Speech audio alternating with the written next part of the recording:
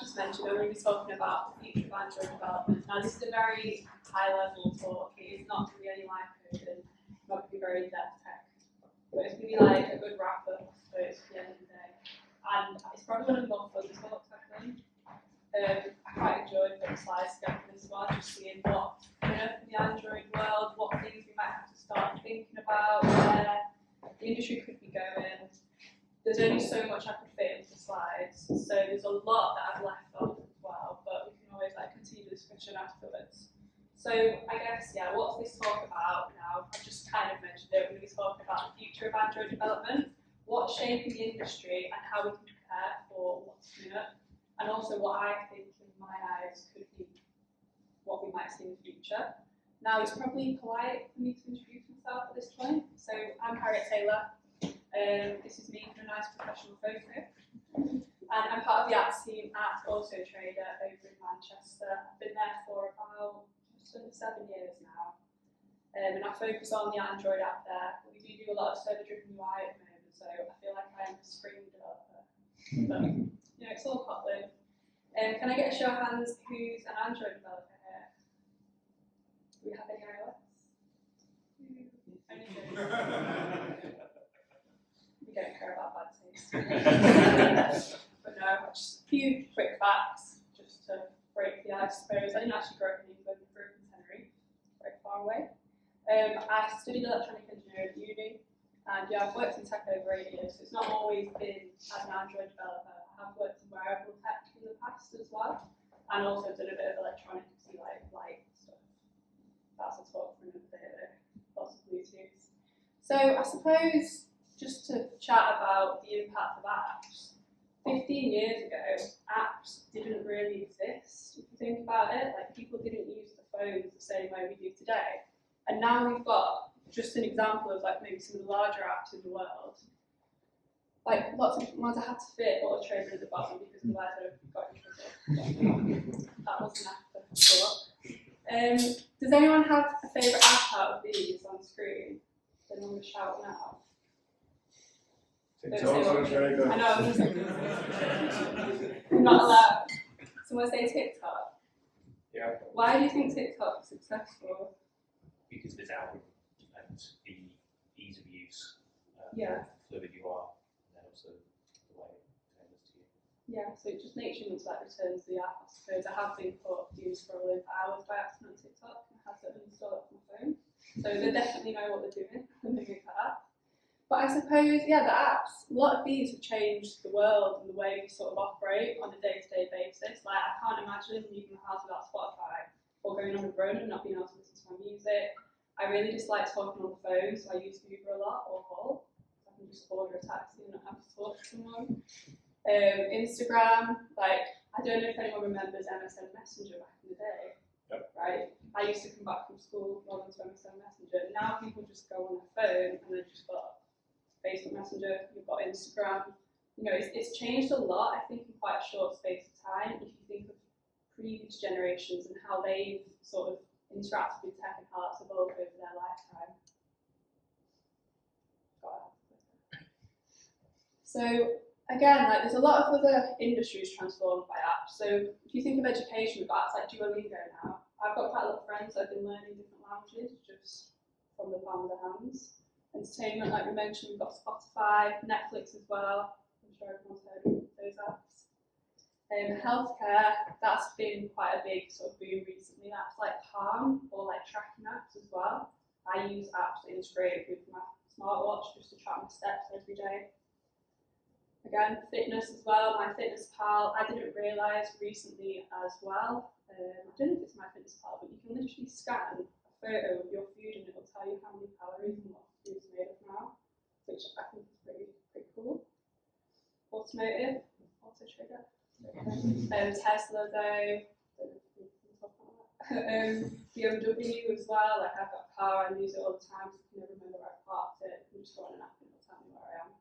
Quite handy. Banking, Monzo, probably one of my favourite apps, to be honest. I use that app a lot and I base sort of what I see as a good app on what Monzo are doing. So this actually wasn't the talk, that was the intro. But this is just the agenda of what we're going to talk about quick. So we've got the Android landscape in 2025. We're going to talk a bit about multi-platform development, KMP and Compose, AI-powered UIs, and AI-assisted code, server-driven UI, the rise of foldables and dual screens, which I think might be something that could turn into quite a big topic if Apple decides to release a foldable. No-code and low-code apps, which seems quite a big topic at the moment that not everyone wants to talk about. And where do we go from here? Like, will we have a job? Sorry, had to bring that one up.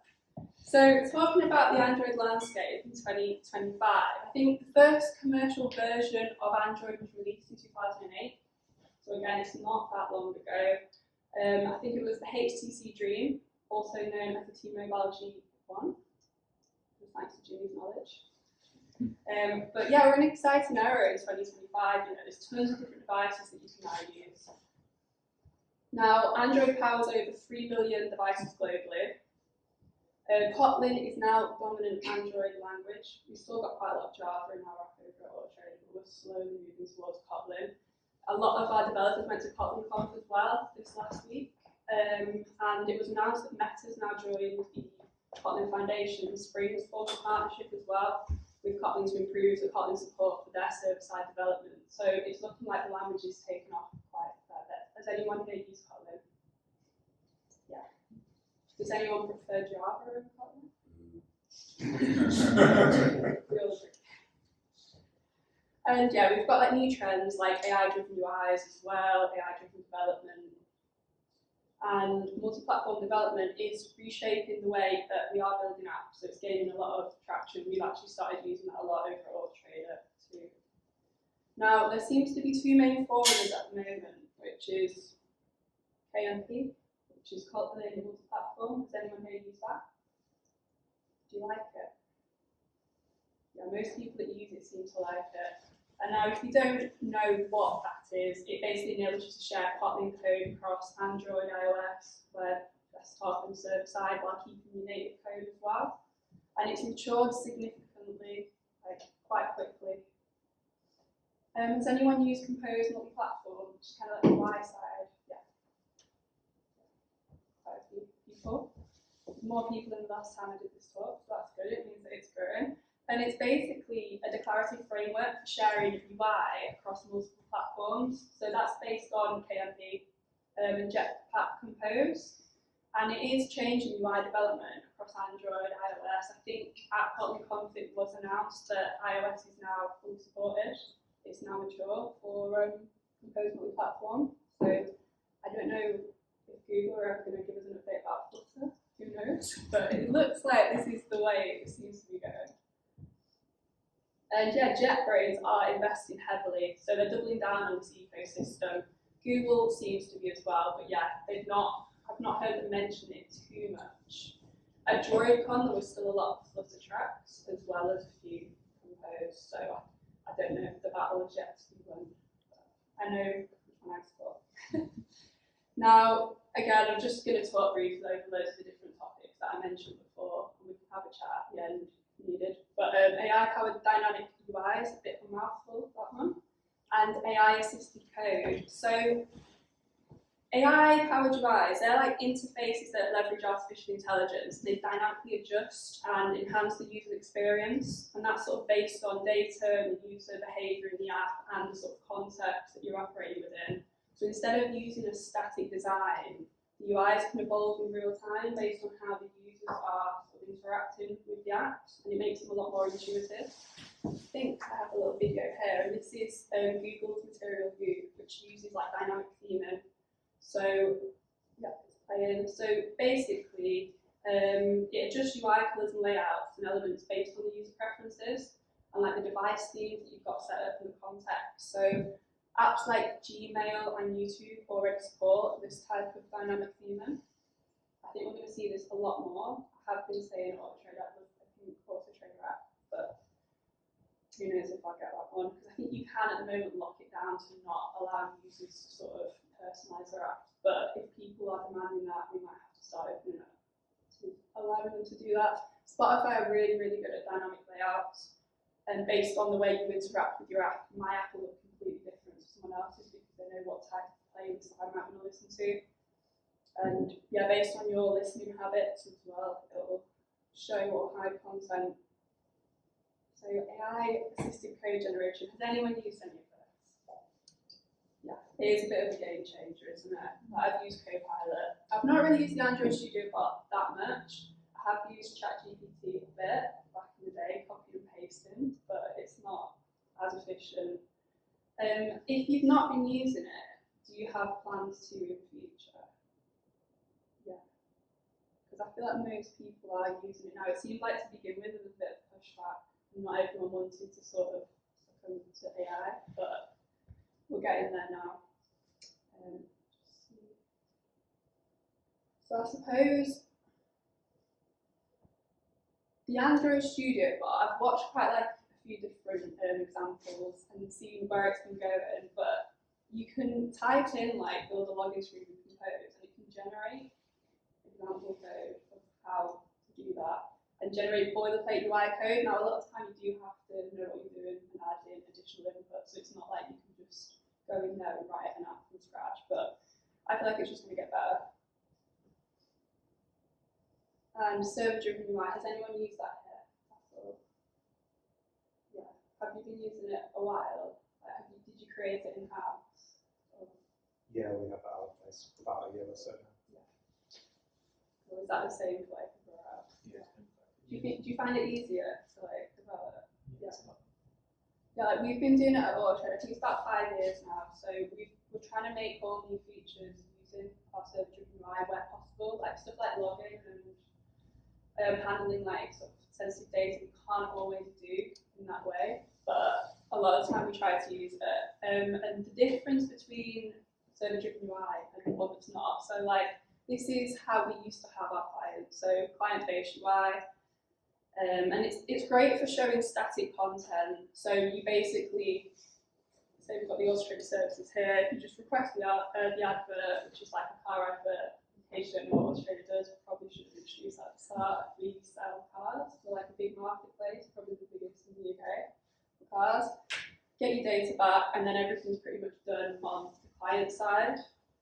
What that means is every time you want to do an update, you've got to do that on iOS, on Android, submit them to both stores, wait for them to be released, say there's a bug or there's something you need to change, you've got to do it all over again on repeat. So when we switch to server-driven UI, what that means is we can write one sort of source of truth, should we say, for the Android and iOS device. And it works a bit more like a website, should we say, in the way we can do updates. So if we notice something's not quite right or we want to change a feature, we can just do that on the server and we can just push it down to both apps at the same time. We don't need to release it over and over again, we just need to do one sort of server-side release. Again, if we just want to have a quick look at how that works. So we've got our app clients, you can make your requests that would go up to the server-driven UI, where all the business logic lives, and also the UI definition. So you've got, I like to always think about it like building blocks. So both apps know how to put the building blocks together based on what has been sent down as a definition from the server, if that makes sense. But to me, it makes the whole process a lot easier, but you are relying on your own sort of design system you build up that you can use between both platforms, and also there's limitations between Android and iOS sometimes. So you have to try and find ways around that to make one source code work for both platforms. But with KMP and all the multi-platform Compose recently, that's been making it so much more easier. And you can't really see it, I don't think I can zoom in, but this is all of the components we built at Autotrader that we can just sort of generate on our server side and push down to the clients. I think this was a few versions ago, so we do version it all, and we have like schemas and we add new components to it quite regularly. So I think this was version 12 from version 14, but it has taken about 5 years to get to this point. I think the first year or two, maybe we could just use text and button, but you know, we've been working on it quite a lot. I think, yeah, I just wrote a little note. Apparently, like companies like Airbnb and Netflix, they've been using server-driven UI for a while. So again, it's an approach that quite a lot of companies are taking. yeah, it reduces app updates, like I mentioned, used by us. Trade-offs, it's increased complexity but better flexibility. Now it has been quite a barrier to learn, especially for iOS devs because they're not really used to Kotlin. They're all Swift or what was it before? Was it C++? Objective-C, okay, not even C++. No, but everyone's sort of come around to the idea of using the service-driven UI as well. So I suppose we've all just learned how to write Spring. Talking about, again, we're just breezing through different topics of what could happen in the future. The rise of foldables and dual screens.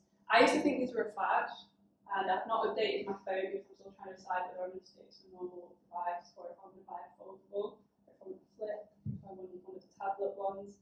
I'm not sure, but I do think they're here to stay because when I looked at some numbers, I think, yeah, there's over 50 million active users, and that's projected to double by 2026, and that's just Android. So if iOS release their own foldable device, I think that's when we're going to see this whole sort of ecosystem take off. At the moment, I think we've got the Samsung Galaxy Z Fold, Google Pixel Fold, there's my Microsoft Surface Duo. I've only had a mess around with the Samsung Galaxy, that's the one we've got at work at the moment. I think I've used my friend's Pixel, and they are really good. I feel like my device screen time would increase dramatically if I bought one. That's why I'm like, do I want this?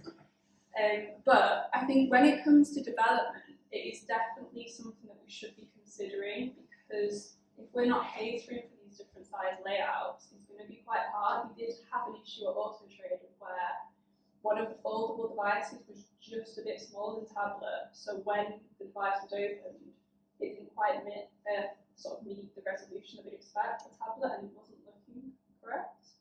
So I think when they sort of carry on expanding the market, we're going to have to think about how we code and how we design our UI for this. And also, when you do resize the devices, the flow changes as well. So again, it's like, how do we do that? On AutoTrade, we show column search results. If you're mobile, it would be sort of one static column. If you're then opening up the screen, you're probably going to get 4 different ads on each row. How do we animate that, make that look nice, rather than just, janky? And yeah, I don't know, like, I feel like sometimes, especially me as a developer, I forget about tablet, because I don't seem to use it as much. I even forget about landscape. It's just at the end that in my sort of dev testing process, I'm like, actually, let's rotate the device, see what it looks like. Let's test it on the tablet. If everyone's going to be using these foldable devices, we're going to have to start doing that a lot more. I used to forget to test on dark mode quite a lot. Now I've sort of like programmed that into my head to sort of remember. And yeah, I think users as well just expect to have a continuous app experience too when they're navigating. They're not going to want to wait a few seconds for a page to sort of refresh. Or to get data back in like a different way. I'm just looking at it here, but yeah, Samsung and Google are working on native compose support for foldables, and Microsoft Outlook apparently just an app that does sort of take advantage of the foldable screen. They show separate content on each screen when that's unfolded, so you've got one sort of view on one screen, one view on the other, so you can do quite like complex things with them. Now, the rise of low-code no-code apps, I've not actually used any of these yet. I have seen lots of videos, lots of random TikToks before I delete the app. And I don't know, I've just seen lots of people talk about this. Lots of my friends are like, oh, I can make an app now, I don't need to learn how to code. And I'm just there like, I don't know if that's true, but you can't just assume that it's not going to happen. So I think there's quite a few that I've seen that use sort of drag and drop tools and that reduce or eliminate the need for traditional developers who write code in a sense. But that doesn't mean that developers aren't needed.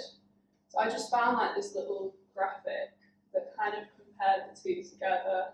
So low code development would be rapid development, code module reuse cost, time and tools, lower cost and less specialized expertise. But traditional, you get more control over your code, customization.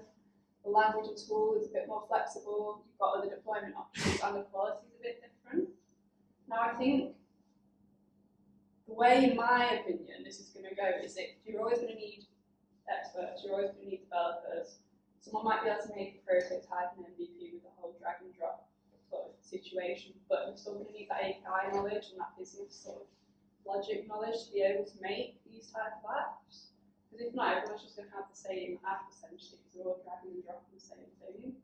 But I do think, as developers, we probably need to focus on building extensible solutions where low-code platforms fall short. You know, like we need to be thinking of like what can we provide that these sort of drag and drop systems can't, and why would people want to use them? So yeah, these have definitely exploded recently. I don't know if they're here to stay, but a lot of people are using them. A few that I found that were popular, one was called Flutterflow, which is the main drag and drop UI, and that lets you make Flutter apps. There was Bubble and Adelo, which is no-code mobile and web apps, and there was one called Mendix, which was like an enterprise, like low-grade solution that a few businesses are using. Again, I think they're powerful for MVP, but for customization, they're quite limited. I think companies are building internal tools faster with low-code solutions, because you know if you're using something internal, you might not need to create something more singing or dancing, and it will reduce your dev costs. But anything external like Pie and Face, I don't know if we're quite there yet with this type of stuff.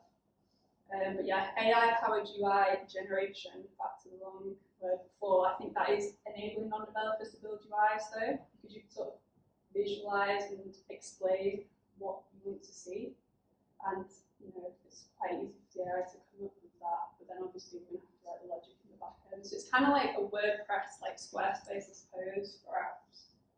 It's quite an interesting space. If you do know what you're doing, you probably make a lot of money making your own apps using that. But yeah, why should we care though? Because again, business users are creating apps without us, and we need to probably be one step ahead and be thinking, what can we do to sort of make them actually want to use us over these local solutions, you know, that might break in here because no one's sort of maintaining them. And low code doesn't mean no developers either. You know, companies need devs to extend these low code apps with APIs, custom logic, like I mentioned. It's not all doom and gloom, I think. So the question, where do we go from here with all these sort of different things, should we say, that's happening? I feel like there's lots of things happening at once. There's all the hardware side of things where you've got not just your foldables, but you've got your glasses as well. Like I don't know if anyone remembers the Google glasses from years ago and how ugly they were. And Google seemed to think they were going to take off. I think this year they announced a partnership with Ray-Ban, and those glasses are actually quite nice. I would wear them. And then at Google I/O, they sort of mentioned their Gemini integration and how that's all going to work moving forward. So it looks like they're hedging their bets quite a lot on the glasses, VR, where that might be heading. So that's just the hardware side, as well as AI, you know, like the drag and drop, like dynamic UI, like you could pick a topic and literally specialise in that because there's so much going on at the moment. So in my opinion, right, AI is going to continue to augment but not replace developers. So it'll just help us work. I think multi-platform tools will streamline Android and iOS and web development. I think we'll see a lot more companies and a lot more apps that are developed in one code base. I think that's quite a good thing because I quite like making iOS apps. I don't really like writing Swift code. So to me it's quite like easier, it's a lot easier to just write Kotlin for everything and do one thing at once rather than having to have those different code bases. I think UIs are going to become more dynamic and adaptive because a lot of users, again, like why would you download an app onto your device if you can use the website? What can you provide that you can't get the website? If you provide personalization, it makes sense. And my key takeaway is stay adaptable and keep experimenting. If you stay ahead, it means that you're just experimenting with all these different technologies that are available today. So there's going to be less boilerplate and we can just build the cool stuff that we want, right? Because if we as the developers, we're the people that are sort of creating these apps, so we get to decide what we're doing with all of this tech that, you know, we're being handed. So yeah, I'd say a lot of my friends, especially dev friends, have been a bit worried about AI. I think we're actually in quite a good place at the moment. I think it's kind of like the web boom, should we say, of the 90s, thousands. AI is just changing everything, but it doesn't mean it has to be a scary thing. Just use it to your advantage and you're fine. Yeah, has anyone got any questions? So as you talked about Kotlin multi-platform development, Yeah. what do you think about flat cross-platform development? So I only used Flutter once, and to be honest, I didn't really have enough time to sit down and learn it, and that's all I can really say about Flutter, because it just felt like what I was trying to do was, it was taking me too long. Whereas with Kotlin multi-platform, from the get-go, it was just really easy to use. So I can't really talk about Flutter too much, but KMP, yeah. Have you used it before? Yes. Do you like it? It's Yeah. okay for, at least for MVP. Yeah. Yeah, I probably need to sit down and learn a bit more. I don't know enough about it. Has anyone else got one? So it's high level. Well, I guess first of all, I think you're right about AI. I think in order to not become dinosaurs and try and like hold the you know, the whole kind of idea of what a developer is and what actually do that, we should try and kind of, I guess, embrace it as opposed to stand up against it. But my main question was, when you talk about these dynamic UIs at the beginning, and I think you said, oh, we should have been doing that for 5 odd years in one shape or form. So we've done server-driven UI. So what a server-driven UI is, we're building all of our views, should we say. So all of our UI is being built on a server and pushed down. We're not doing any dynamic UI yet, but I have been talking about it because I think when you know what a user is expecting, like it's just a random example. Say I know a user searching for a Peugeot or a BMW 1 Series, we could tailor their experience on their homepage to show them more BMW 1 Series in their area. Or like, you know, put like BMW adverts further up, or like say we know the user is looking for a car that is under 100k mileage but has, I don't know, 5 doors or certain features. When they open an ad, I could surface that information up to the top rather than them having to scroll down.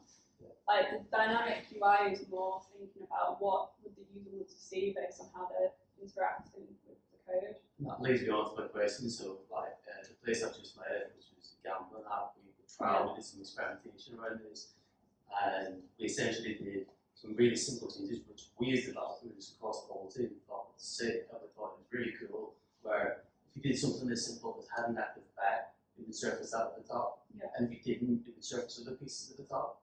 The focus group feedback that we got from that was awful. And so I guess that question is, what we did find is it was awful amongst our target demographic, but it was great amongst young people, and there was a lot more of our target demographic were based for older essentially, and they said we don't like cheating, we want to come in and see what we know to be there and know where it is. So I guess you think, what are your thoughts on that about how the target demographic and customer base should kind of feed into whether or not dynamic UI comes around in a specific app? So I suppose like quite a lot of what we do for Autotrader, we do a lot of A/B tests. So we would A/B test any changes like that out to our users. But if it is dynamic UI and you know a certain group of users aren't enjoying a certain part of your app, they can have the old UI and you could give that new UI to your target demographic that might want that. Do you think in the long term of that, giving more issues, because then for every release you bring out, you've got to test each demographics, you know, version of that home screen. And I guess this is where we found it complicated because we also looked down that route. And in the end, we found it too difficult. Essentially, so we gave up. I guess we thought it was sick. Like everyone on the team thought it was ace, and we really wanted to release it, and then it got shut down. With one of them, like we've released features before that, let's say, have been tested on web rather than apps, and on web, on the browser, people absolutely loved it. We've then gone and released on apps, maybe assuming that it would work the same, and the app reviews are tanks because they're like, why do you do this? And so, like, it's classes, you're like this. You know what I mean? They want to know where things are every time. You've got to cater for them because they're paying.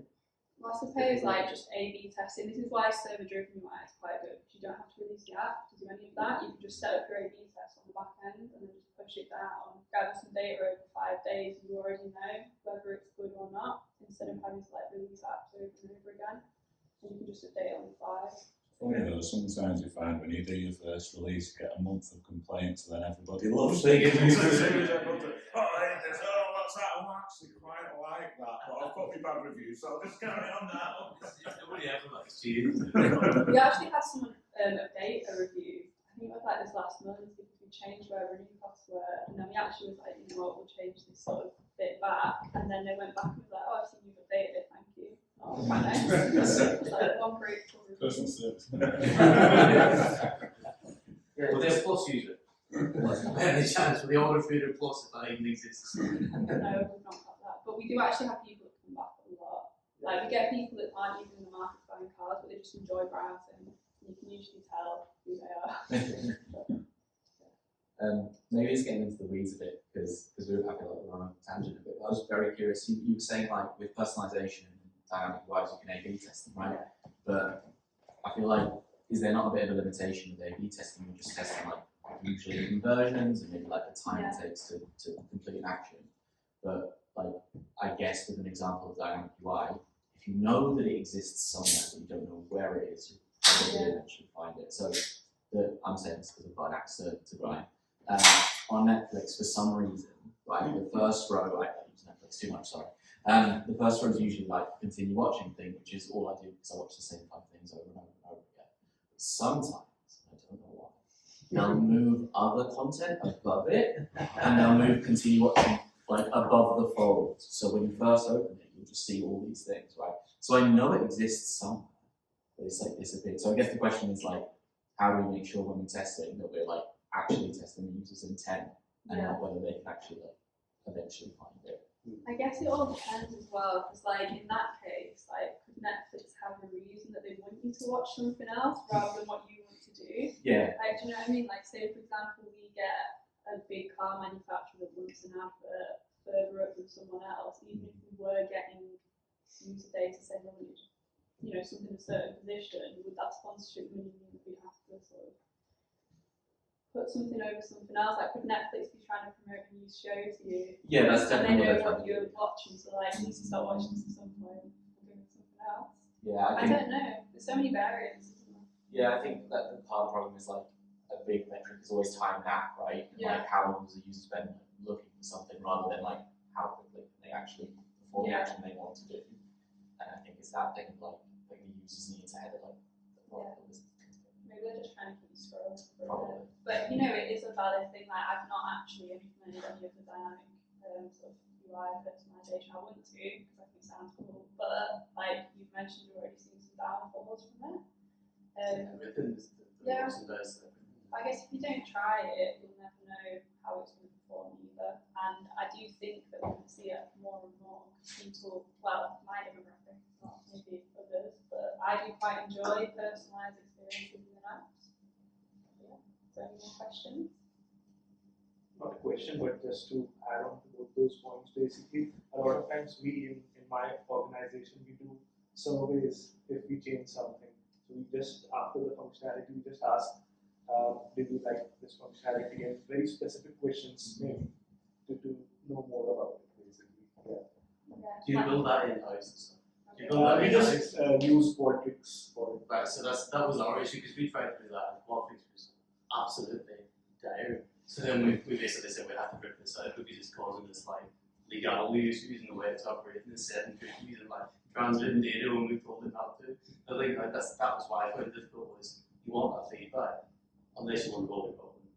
You can force it down the road using an SDK or an SDK. Sorry. And then using some kind of third-party SDK. And if you don't trust what they're doing, then it's not very good. Then you can be screwed on it, and you put all that SDK. We do quite a lot of surveys on web, and then we do have the usability we use in our app as well. And we've got like, you can set it up to either ask questions or just give like 5 emojis and get the users to sort of react to what emoji they're feeling when they interact with something. And we do quite a few pop-ups as well to try and get people to leave reviews in the app. We do get a lot of, we get quite a lot of 5-stars, but when we see the negative ones, we do seem to get more feedback on things that have changed recently and stuff like that. So I guess A/B testing, also asking for like user feedback too. We do get people as well to come into the office and just watch them interact with the apps as well, which is always quite good. I'll add reviews. So please stop popping up this message. That's me review one star. But yeah, we've got like an engineering blog or a trader as well. We've got the Roadmap podcast on YouTube, which isn't just tech, it's all product as well. We just talk about what we're building in-house, career site, and work with us, and then my LinkedIn there as well. I do have a podcast sorry, called like Tech Girl Energy, and we just talk about like the latest tech news every week. We're on a bit of a break from it, but yeah, that's on Spotify every week. Yeah, thank you. Thank you.